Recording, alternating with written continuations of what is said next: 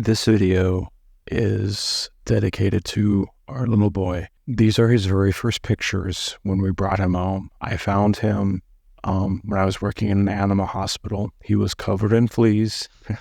He was tiny, as you can see.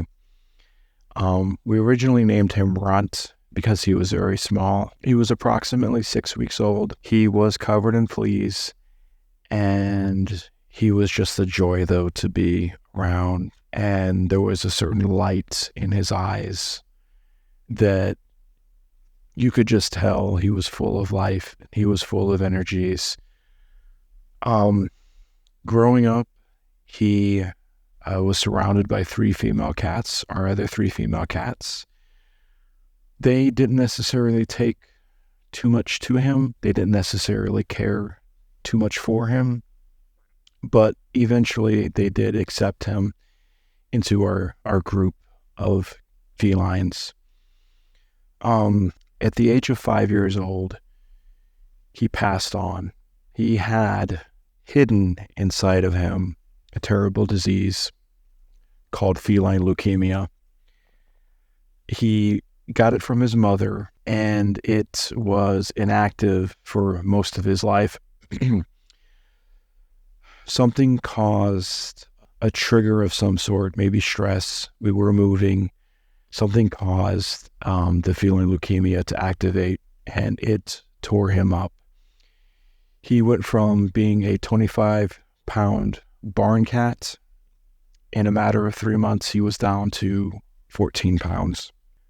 We tried different medications. We tried pretty much everything we could do.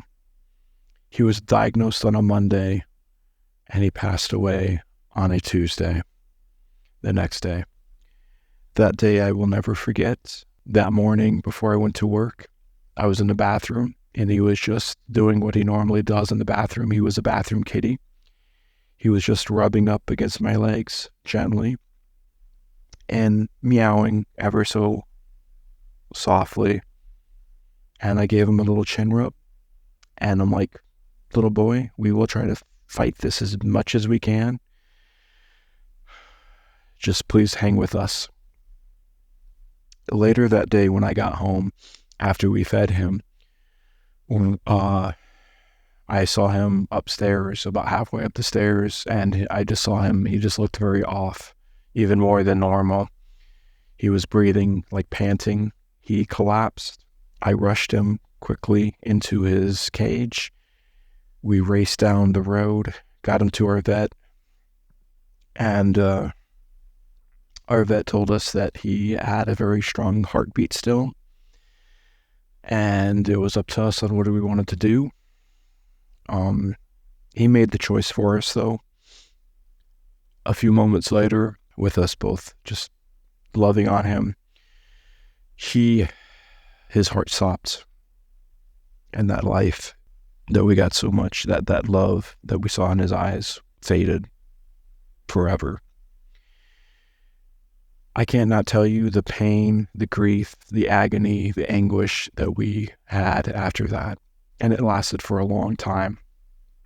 Immediately afterwards, we had to, though, take our other cats that we had and get them all tested to make sure that they were not infected, which thankfully they were not.